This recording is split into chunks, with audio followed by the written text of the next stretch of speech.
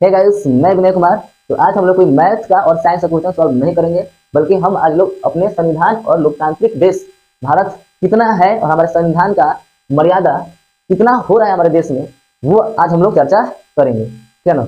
अभी ये घटना आप लोग सभी सुन रहे होंगे कि हमारे देश की महिलाएं जो है, वही आम महिलाएं नहीं, जो देश के लिए जीती है, यानी कि अंतर्राष्ट्रीय कुश्ती लेवल की जो महिला है, जैसे विनेश फोगाट हो गई, साक्षी मलिक हो गई, उनके साथ कुछ और भी खिलाड़ी जेंट्स में है लोग, वो लोग प्रोटेस्ट कर रहे हैं। और प्रोटेस्ट क्यों कर रहे हैं, यूट्यूब पर वीडियो पड़ा है, आप लोग देखिएगा। हर न्यूज चैनल वाले लोग वीडियो बना रखे हैं लोग। लेकिन आप सोचिए कि क्या हमारा दायित्व तो नहीं बनता है। बहुत सारा टीचर को भी देखे होंगे कि जब अपनी बारी आती है ना, तो हम लोग उस टीचर को गाली देना शुरू कर देते हैं, ब्लेम लगाना शुरू करते हैं। यूट्यूबर का आप देखिएगा, जैसे इधर भी कंट्रोवर्सी चला था थार गाड़ी को लेके, आदित्य रंजन सर है, राकेश सर है, गौरव प्रताप सर है, वो लोग आपस में लड़ गए थे, ठीक है ना। क्योंकि हमारी अपनी, देखिए आजकल लोग क्या कर रहे हैं, सबसे पहले अपना बचाव कर रहे हैं। चाहे हम कितना झूठ बोल दें, लेकिन अपना बचाव करबे करेंगे। सच्चाई का हम लोग साथ देने वाले नहीं है। पहला हमारी मानसिकता यही बन चुकी है, ठीक है। सोचिए कि देश की महिलाएं जंतर मंतर, वो भी आम महिलाएं नहीं है, जो कि हमारे देश के लिए कुश्ती लड़ी है, ठीक है ना, उनको जाकर, ठीक है ना, जंतर मंतर पर प्रोटेस्ट करना पड़ रहा है। और एक बीजेपी के सांसद है ब्रिजभूषण, जो कि अध्यक्ष है, उनके खिलाफ वो महिलाएं आरोप लगाई है। और यहाँ तक कि महिलाएं पर अगर हमें गलती है, जितने भी खिलाड़ी लोग हैं लोग, वो लोग ये भी स्वीकार कर रहे हैं लोग, अगर हमें गलती है तो नार्को टेस्ट करा लीजिए, है ना, हम ही पर पहले क्या बैठा दीजिए, सारा प्रशासन हम ही पर लगा के हमारा ही पहले जांच कर लीजिए।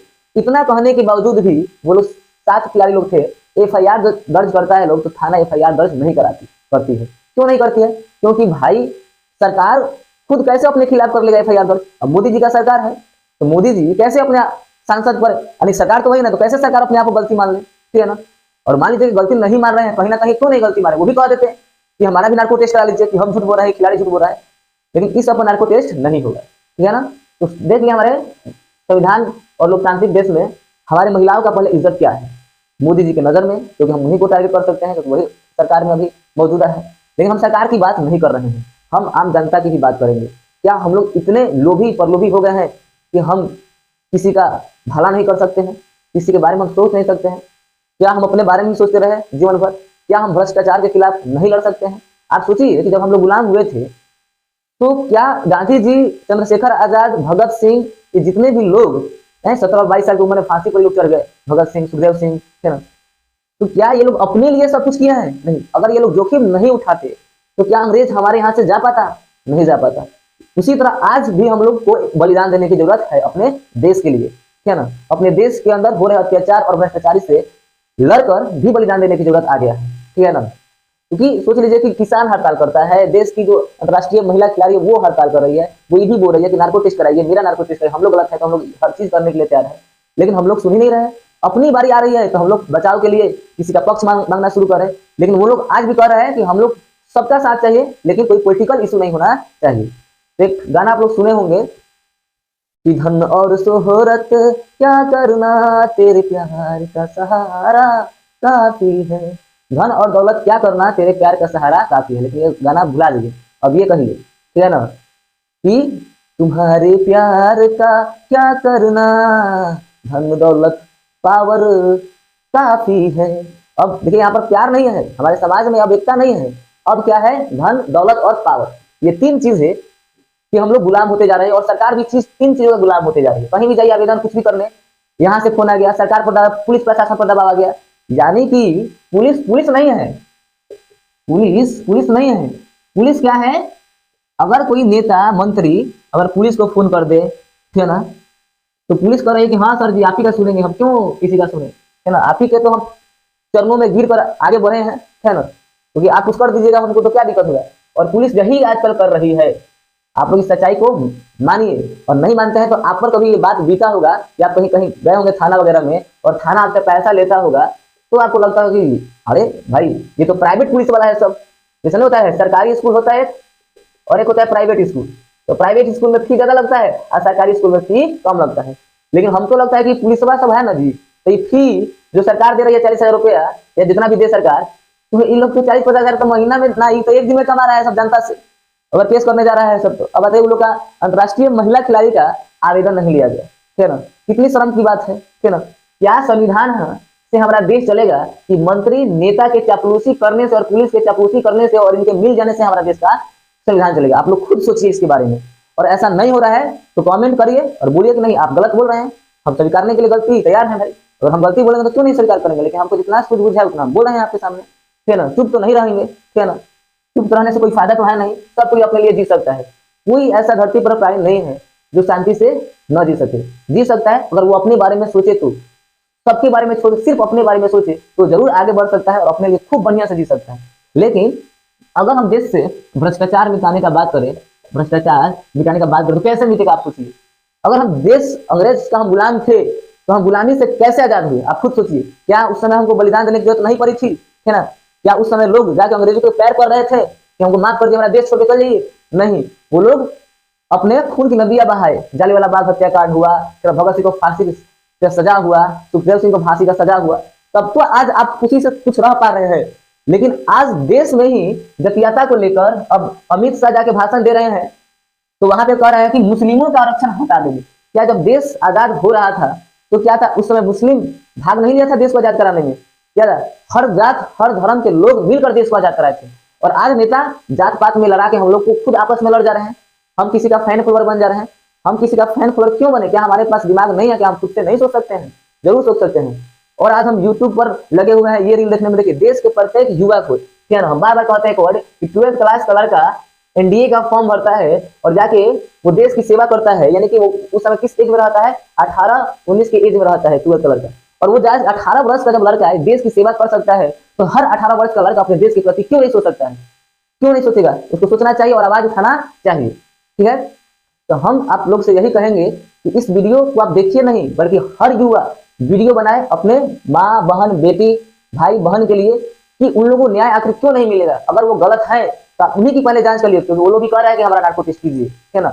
और तो हमारा देश संविधान से चलना चाहिए, ना कि किसी के दबाव में आकर। अगर दबाव में आकर हमारा देश का संविधान चलेगा तो सोच लीजिए कि संविधान का हम मान मर्यादा नहीं दे रहे हैं। हम किसका मान मर्यादा नहीं, कि मंत्री साहब है, ये विधायक साहब है ना, ये विधायक साहब है, ये मंत्री साहब है, ये सीएम साहब है ना। हम इन लोगों की बात सुनेंगे, यानी कि पुलिस इन लोगों की बात सुन रही है। पुलिस ऐसा क्यों करेगी, है ना।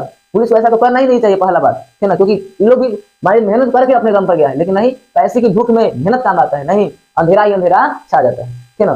तो आप लोग खुद सोचिए कि भारत एक लोकतांत्रिक देश है और लोकतंत्र मतलब होता है कि हम अपनी बातों को किसी के सामने खुल कर रख सके। क्या आप या हम सभी अपनी बातों को किसी के सामने मतलब प्रशासन के सामने, नेता के सामने, किसी विधायक के सामने खुलकर रख पाते हैं? नहीं रख पाते हैं। और ये आप लोग भी जानते हैं कि कहीं भी जाओ तो आजकल दलाली घुसखोरी काफी बढ़ते जा रहा है। क्या इसको रोका जा सकता है ना? क्या केवल गरीबी मिट जाने से देश आगे बढ़ जाएगा? आप लोग खुद कमेंट में आंसर दीजिए। अगर गरीबी देश से मिट जाएगा, है ना, तो क्या हमारा देश आगे बढ़ जाएगा? नहीं बढ़ेगा।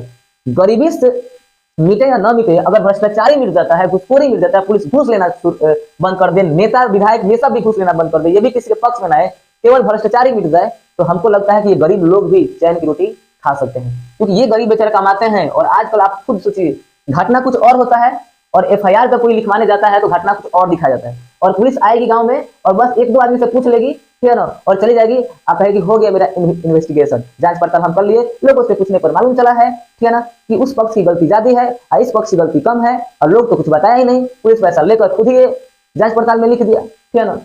तो ये घटना जब तक नहीं रुकेगी, ठीक है ना, तब तक भ्रष्टाचार होते रहेगा और क्रिमिनल भी पैदा होते रहेंगे। अब लेकिन क्रिमिनल कैसे पैदा होते रहेंगे?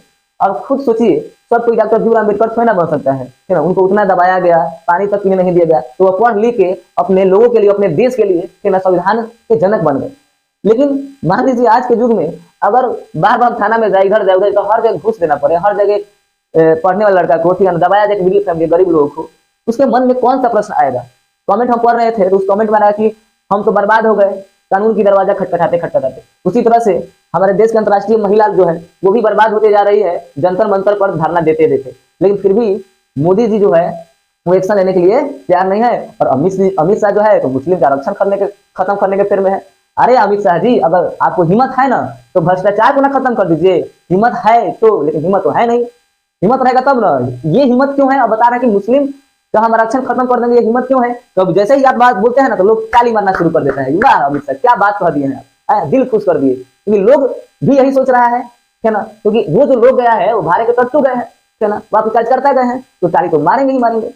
तो आप लोग, हम सभी युवा से आग्रह करेंगे और जितने भी शिक्षक हैं यूट्यूब पर अपना वीडियो बनाते हैं, तो अपने लिए तो आप लोग लड़ते ही लड़ते हैं, कम से कम उन लोगों के लिए भी आवाज उठा लीजिए एक बार, है ना। केवल बोल दीजिए कुछ ना कुछ, है ना। आप लोग अपने लिए बोल ही लेते हैं, अपने बचाव कर ही जाते हैं, दुनिया हर कोई अपना बचाव करती है, लेकिन वो तो देश के लिए मेडल जीत के लाती है ना। वो तो अपने घर में नहीं शान शौकत से रख देते हैं कि हम सिर्फ अपने लिए लेके आए हैं। तो जितने भी युवा हैं या जितने भी लोग इस वीडियो को देखेंगे, जरूर कमेंट कीजिए। और कमेंट करने से बढ़िया है कि आजकल यूट्यूब इतना आसान है, फेसबुक पर, व्हाट्सएप पर, कुछ कहीं भी आप बोलिए, जिससे सरकार के कानों में आवाज जाए और जोर से जाए, और हमारे माँ बहन का इज्जत बच सके। क्योंकि हम कहते हैं बेटी पढ़ाओ देश बचाओ, ठीक है ना। लेकिन ऐसा हो नहीं रहा है। सब चीज का, संविधान का, लोकतांत्रिक हम देश है, सब चीज का धजिया उड़ रहा है, ठीक है ना। पता ना कब देश सुधरेगा, फिर भी आप लोग कोशिश करते रहिए और हम भी प्रयास करते रहेंगे। क्योंकि हम भी जानते हैं अच्छी तरह से कि अगर हम देश के खिलाफ आवाज न उठाएं तो हम तो अपने लिए जी सकते हैं। क्योंकि कोई भी इस धरती पर मरने नहीं आया है जब तक ऊपर वाले नहीं चाहेंगे, ठीक है ना। कोई बस अमीर है, 1 लाख रुपया कमा रहा है, कोई 5,000 रुपया कमा रहा है, जी तो सब कोई रहा है, लेकिन जीने के बावजूद भी, ठीक है ना, आप देश के लिए, ठीक है ना, कितना कुछ करने के लिए तैयार है। देश में बदलाव कैसे लाना चाहेंगे कि हम खुद अपने लिए जी के इस धरती पर से मर जाएंगे, तो मरना तो तय है ना। आप है आए हैं जीने, ना हम आए हैं जीने। जीने यहाँ कोई ना आया है ना आया था, बस फर्क इतना है कि अगर आए हैं तो कुछ करके जाएंगे, और नहीं तो अपने लिए तो हम तो जीते ही हैं। और अधिकतर लोग, है ना, जो कमा रहे हैं वो कहाँ कुछ बोल रहे हैं, क्योंकि उनको तो अपने से फुर्सत है ही नहीं। लेकिन अगर आप चाहते हैं कि नहीं हमें भी कुछ करना है, जिस तरह गांधी जी, चंद्रशेखर आजाद, भगत सिंह, नेताजी सुभाष चंद्र बोस, है ना, और ये एपीजे अब्दुल कलाम, ये लोग किए हैं, तो आप भी ऐसा करके, है ना, वो लोग तो देश को आजाद कराए, लेकिन आप अपने देश को बचा सकते हैं भ्रष्टाचारी से। और कुछ देखिए, हम कुछ ही का बात कर रहे हैं, नहीं कि सारा पुलिस भ्रष्ट है और सारा मंत्री विधायक भ्रष्ट है, कि ऐसे लोग जो भ्रष्ट है उनसे भी आप देश को आजाद फिर से करा सकते हैं। तो वीडियो को शेयर करिए और आप भी वीडियो जरूर बनाइए। जय हिंद, जय भारत, जय संविधान।